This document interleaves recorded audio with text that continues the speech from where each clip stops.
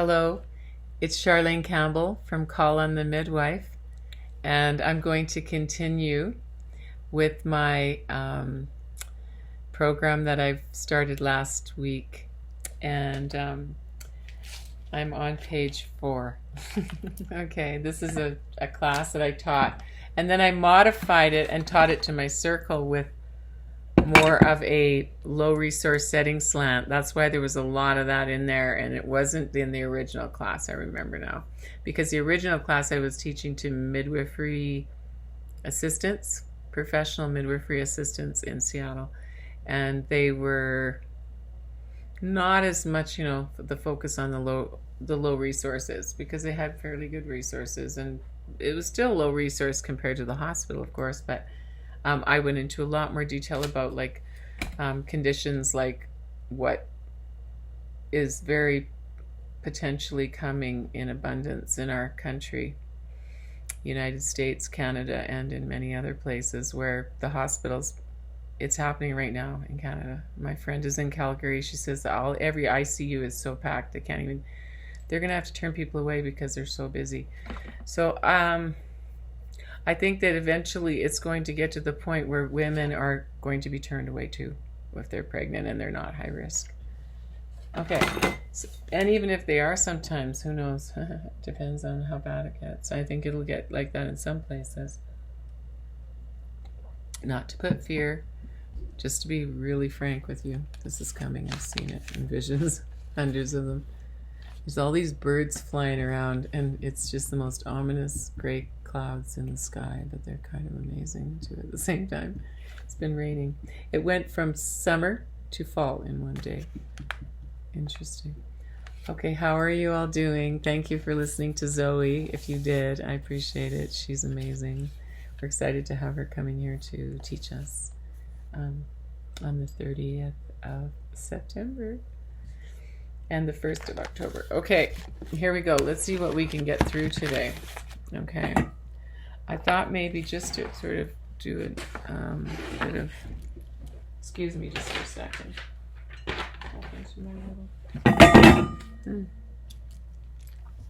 Well, I guess I'm not going to. I was going to light something here, but I don't have my lighter. Okay, I guess we won't light our candle. Let's just get down to business then. Oh, we could do our, just to clear the energy for me a little bit, because I just did that meeting with Zoe. I'm just going to do a little sound therapy for myself and for you guys.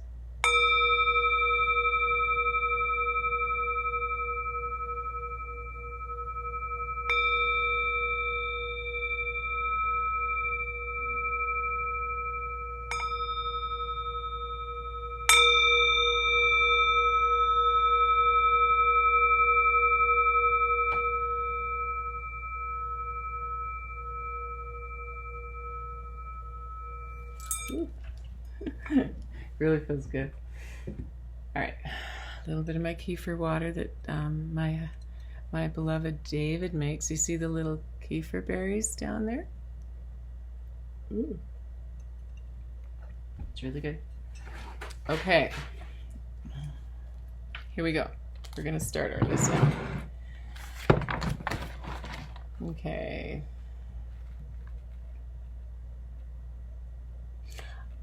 One of the points, I've made this point before, but I will just reiterate it because it is extremely, extremely important, and that is, if the mother can't seem to focus and she's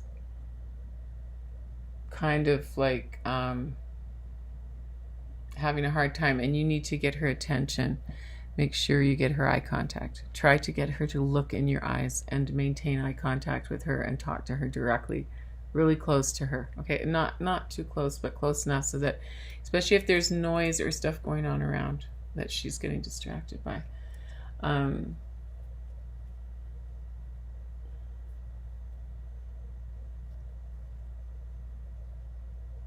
then we also talked about the forms. We talked about that. We talked about this form is basically one that we would fill out at every home birth. I think it's really good if you're a midwife or a student midwife or anyone that's going to be potentially transferring into the hospital, that you have this form, and it has the mother's name, date of birth, address, phone number, latest vitals, and reason for transport. That's just the basic overview, okay? And it just makes transports way smoother.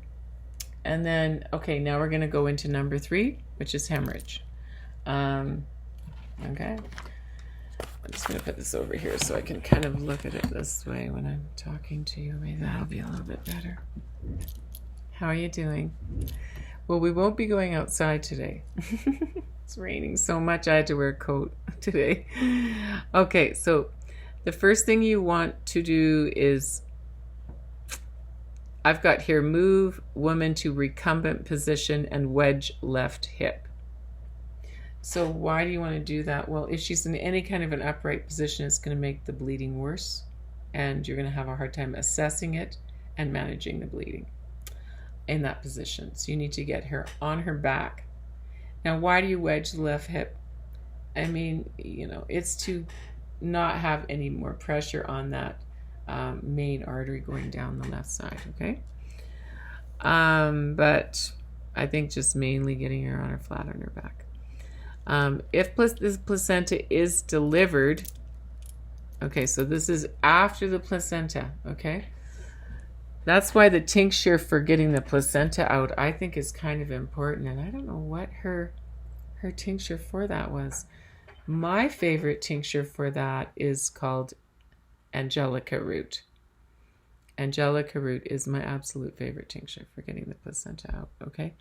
So if the placenta is delivered, you may be directed by the midwife to massage the uterus to expel clots and stimulate contractions. Yes, being able to massage the uterus, okay? It's a really important thing. Now, I'm going to pretend for a minute, because I don't have a uterus. Let's just pretend that this is a uterus, okay? I have about the size of a uterus as it's coming down. It's been full of a baby, so it's been stretched right out, right? Once the placenta came out, okay, then the uterus, if it's tired, say there's been long labor or the mother's has a low tolerance, you know, for some reason she's got anemia or something like that, then, or she's had like tons of babies. Sometimes that can be a thing. They've had like over five or more is considered a grand multipara.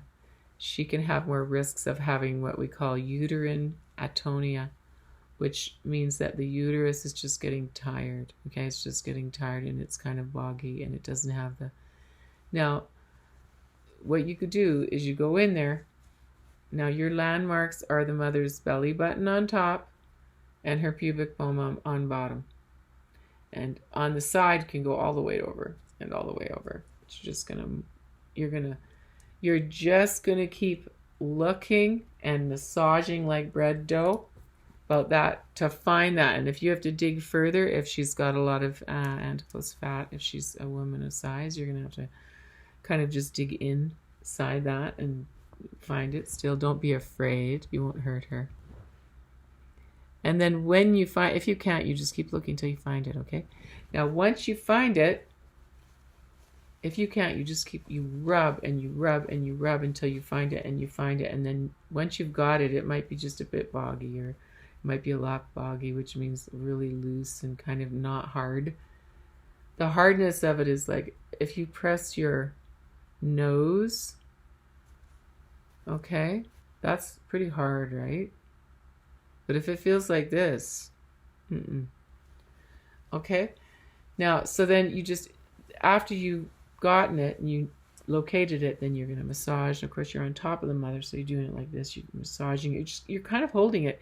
You're almost holding it. Like if you think about it, if she's actually bleeding, okay, and she's actually really bleeding, and you're trying to stop it, well, it'd be like if I had blood gushing out of my arm right now, you know, I would have to hold it hard to get it to stop.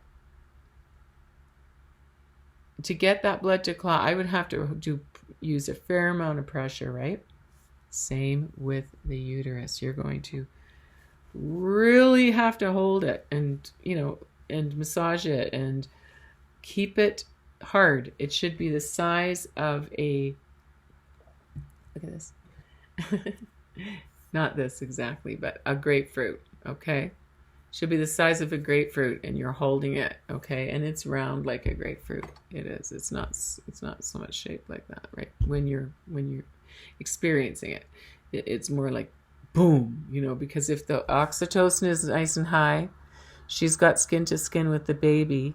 You're keeping the hormonal cocktails nice and high and keeping everything going well for mom.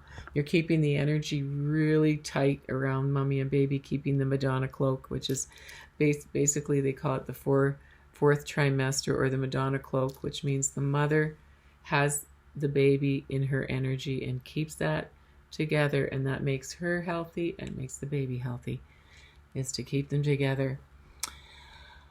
Okay, let's move on. So now expelling clots is not something you need to do at every single birth. Now, some midwives and some nurses will just get in there and they are just reefing on there. And it hurts. And they're pushing down really hard and all that. Oh, I saw some horrible things when I worked in Utah. And I traveled around with, I can't remember how many different midwives, a whole bunch of different midwives I worked with. And I would go to all the births that they would invite me to, and I basically mostly did the delivery. Because I had advanced training already, and I'd already worked in Canada, and I was just polishing my skills up when I moved to Seattle to get a refresher. But what I saw was a lot of harsh, really harsh, brutal pushing on the fundus to get every little blood clot out of there. But you know, I thought it was so brutal. Like the women were just like in agony, you know. Now, there might be times where you need to do that. You've got a woman who's bleeding and you can feel it's all boggy and there's all this stuff in there, and man, you have to push it out. Now, if you're doing that, make sure you guard the uterus just above the pubic bone with your hand, so that when you're pushing, you're not pushing her uterus out, because that happens. People can have their uteruses pushed right out and come out inside out almost. So be careful about that. And then I've actually seen it happen. It's no fun. And it wasn't anybody pushing that did it, but it was just the woman came out on the toilet. Okay, now, so what you want to do, we just pushed it back up and it was fine. It wasn't her whole uterus too, so it was it was a partial. So now, you don't want a prolapsed uterus, so you be careful to guard if you're pushing clots out. But there can be, and what'll happen is they'll pop out. But the body is designed to expel those clots, so there's no reason. A midwife who did that, I mean, one of the midwives that did that, I remember her saying to me, I said to her, why do you do that at every birth? Well, one time, you know, she tells me about this horrible time, and I'm like, you put every single one of those women through this painful procedure just so that you have the peace of mind of not having it happen every 600 women or something? Like, no, that's called brutality, and it's called fear-based practice, as far as I'm concerned. Shouldn't be in there reefing on her placenta, on her uterus, and in a rough manner, unless there's a reason. Normally, you just barely need to touch it. It's like, oh, it's tight, it's tough. But then if it's not, just let's massage. Oh, there it is, nice.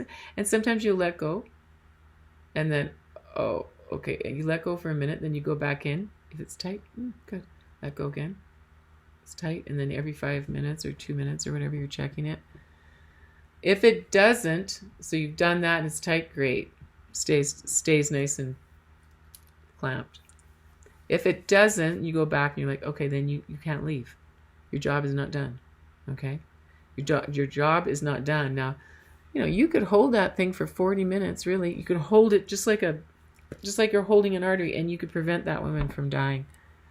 And then suddenly she just her body just regains enough strength to clot, and God interferes or whatever. Be praying the whole time, obviously. Okay, let's move along.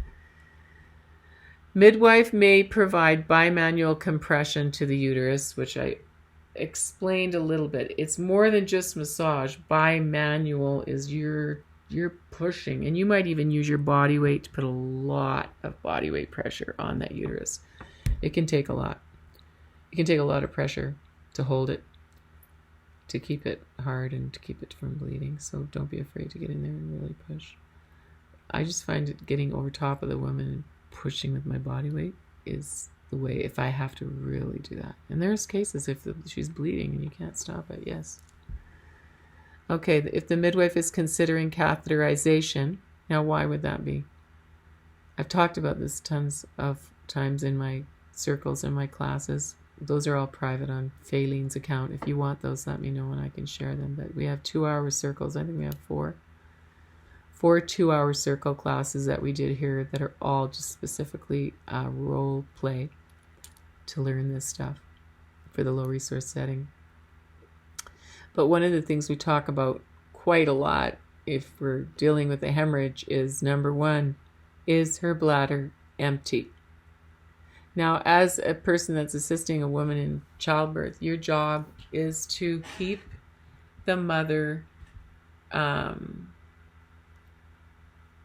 a position where she doesn't have a full bladder. You know, like where when she has the baby, when she's ready to push the baby out, hopefully she doesn't have a full bladder, because that really makes some big problems in there. You've got your uterus, and you've got, let's just pretend this is the bladder and it's full, okay? It's right beside it.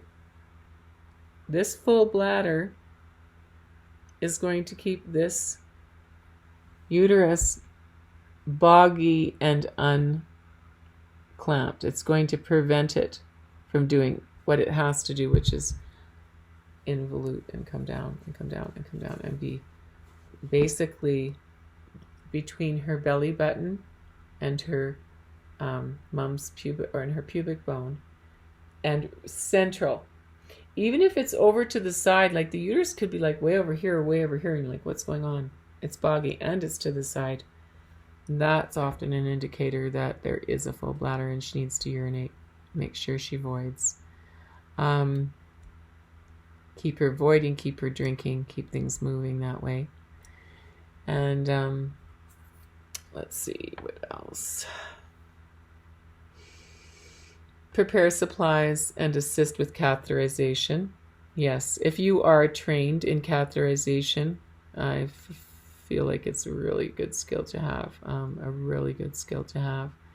And sometimes the mom just has really numbing effect, but of course you get her up, you do everything you can. And of course, in a really seriously low resource setting without a trained practitioner, you're not going to be able to do a catheterization. But if you are a student midwife who's training and you're working with licensed midwives, hopefully they have that equipment and you have that opportunity to learn that, because it can mean the difference between, like if you have a stubborn hemorrhage and for some reason that bladder is full, really make a difference. Okay, let's move along. Now I'm going to be including the drugs and different things in here too, because I might include a few herbs too because of our herbal class coming up. I'm going to show you my herbal kit, my little herbal kit if we have time. Here today, how we doing? Hope you're well. Okay.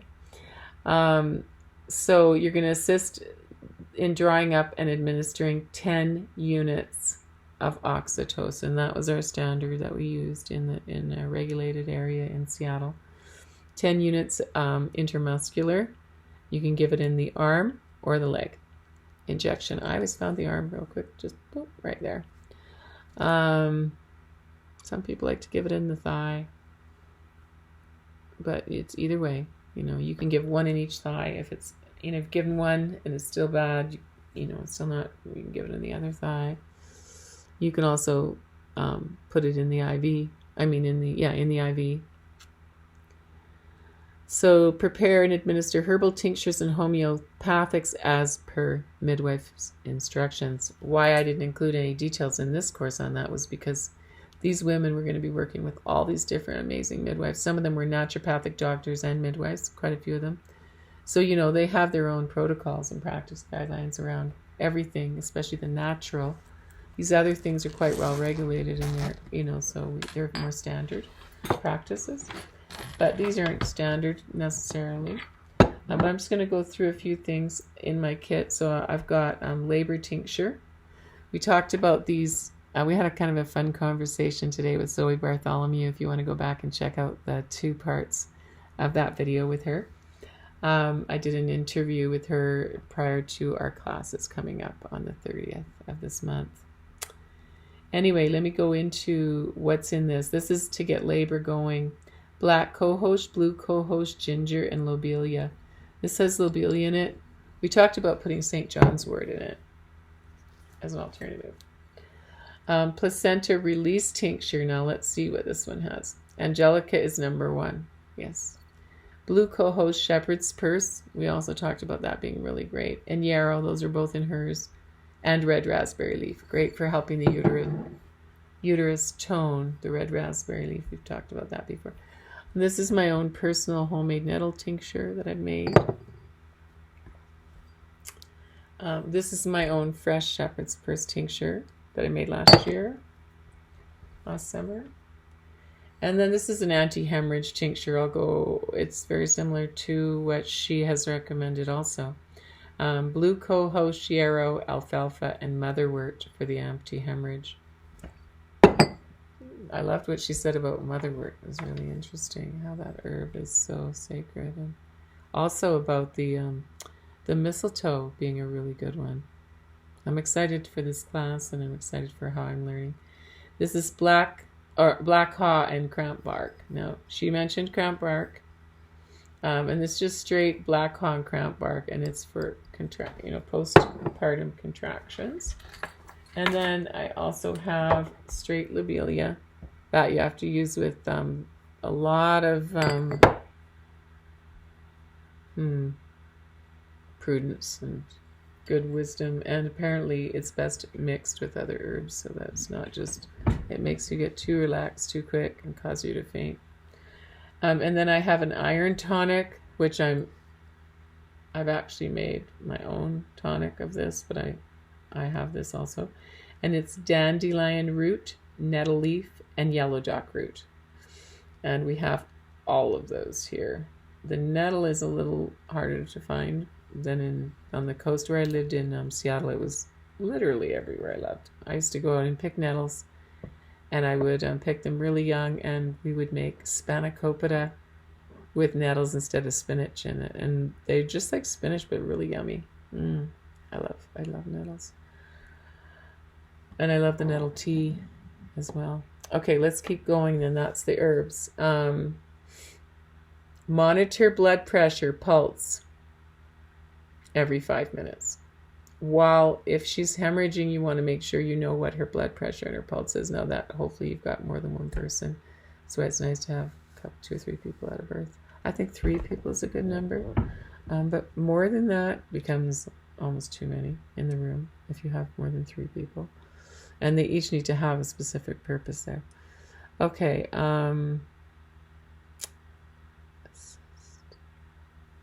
Now that doesn't necessarily mean all through the labor, but just at the end where you're going to need help, like with the postpartum.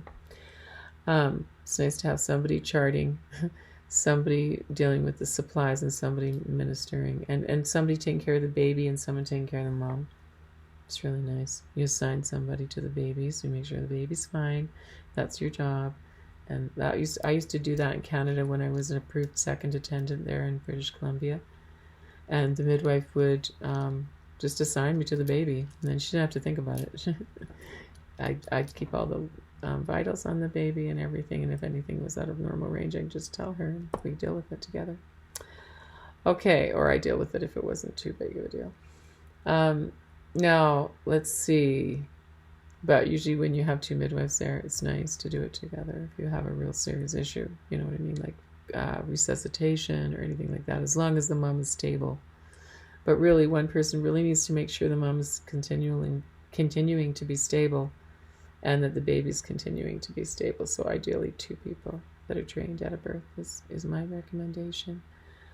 Okay, so monitor vitals. Keep watch on the baby's vitals and keep the infant warm. Provide oxygen to the mother as requested by the midwife, depending on what is going on. There may be times where the mother might need oxygen. And yeah, it could just maybe help her a little bit to deal with what's going on, especially if she's, maybe you know her hemoglobin and her hematocrit and her ferritin levels enough so that you know if she's anemic or not. Hopefully, I mean, usually there's a level that you will take at a home birth, and you'll proactively make sure that she's, going to get those levels up before the birth, because it isn't good to do a home birth with low anemia. So there's parameters, I have my own and other people have theirs, but I think anything, I think 11 for hemoglobin, is good. But if it's low, like around 8 or 9 or something like that, she really needs to work on that before the birth. Okay. Let's go. And, chlorophyll. I think having chlorophyll at every birth is really good for the mom. And you can give it to her right away after she's sort of stabilized to help replace blood. And you can get liquid chlorophyll. I really recommend that liquid chlorophyll. There's a bunch of good brands. I like the Nature Sunshine brand. Liquid chlorophyll, I have a bunch of it in my stock because it helps to regrow blood cells. Okay, and then you can also have another thing that's nice is the Floridix formula. It's the liquid iron formula. It's really good to give moms right after if they've had a hemorrhage too, or lost a fair amount of blood, even. Okay, document times and medications. Very important to document the expiry date, the name of the medication, the amount that you're giving, and the route that you're giving it, and the time that you gave it, and if it's an IV, when you started it and when you ended it. Okay.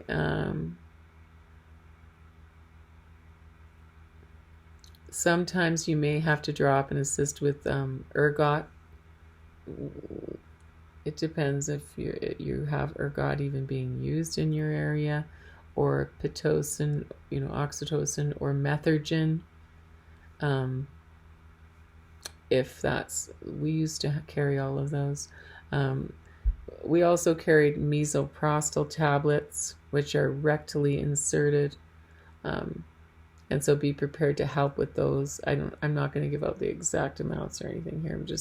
If you're an assistant, misoprostol rectally can really help if you've tried everything else. Assist with IV setup as needed.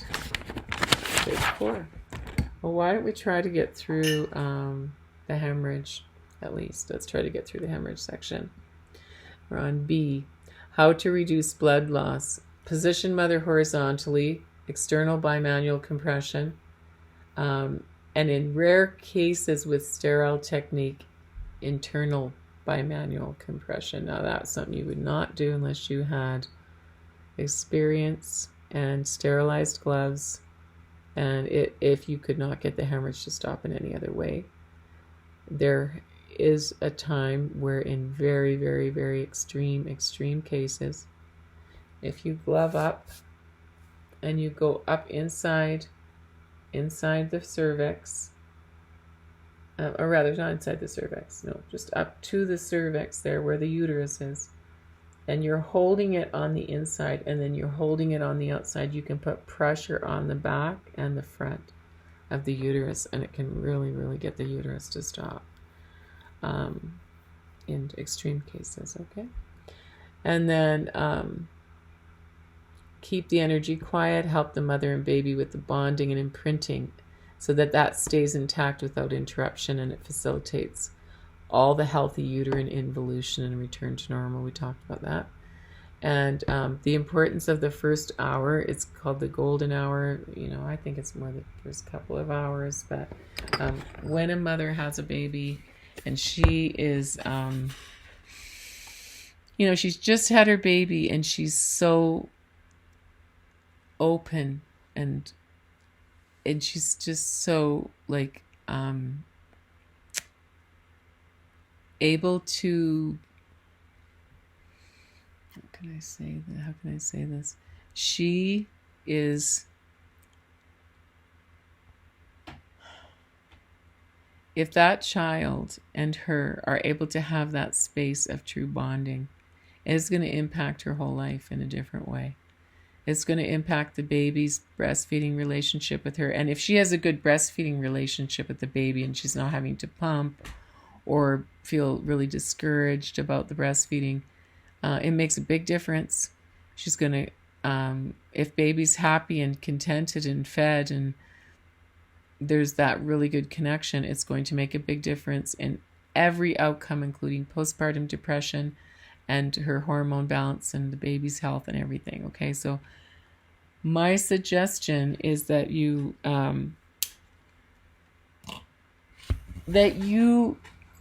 really safeguard that time, that first golden hours, those 2 golden hours. But really, the mom and the baby should just be alone. Not alone, but the dad can be there too. But the mom and baby should be basically inseparable at that point. And that will be the most important thing that can happen for that imprinting and for the breastfeeding and for that intact capacity to love and trust that Robin Lim talks about a lot. And I know this is true, that, we need to safeguard that. So really, I have friends in Canada that are kind of alternative midwives. Some of them aren't licensed, aren't registered. One of them I really like. Her name's Gloria LeMay. Yeah, I love her. She's amazing, and she's a good teacher.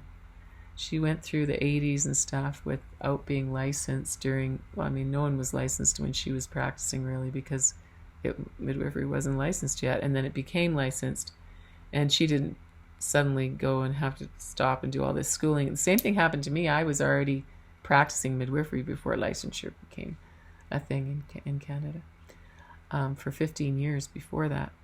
So yes, but I was there through the licensure and all that legality and everything, and then I became a licensed second midwife at the birth, and that was enough for me. I was raising my kids and homeschooling and everything too, so I had to juggle that with my life, but it was a really good experience up there.